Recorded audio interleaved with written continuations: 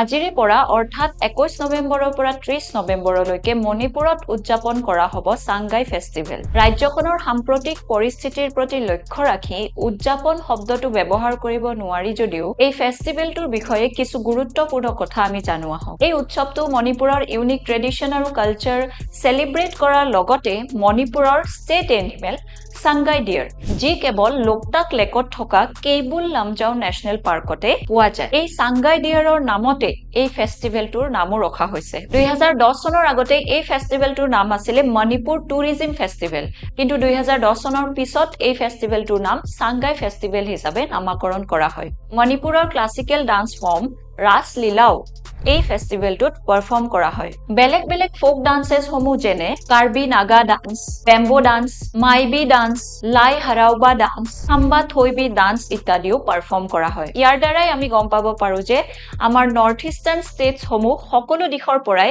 বিশেষকৈ কালচাৰেলি কিমান বেছি চহকী। আশা কৰিছো মণিপুৰতো যেন অতি সোনকালেই সুখ আৰু সমৃদ্ধি ঘূৰি আহে আৰু তাৰ মানুহখিনিয়ে এই ফেষ্টিভেলসমূহ দুগুণ উৎসাহেৰে আকৌ চেলিব্ৰেট কৰিব পাৰে।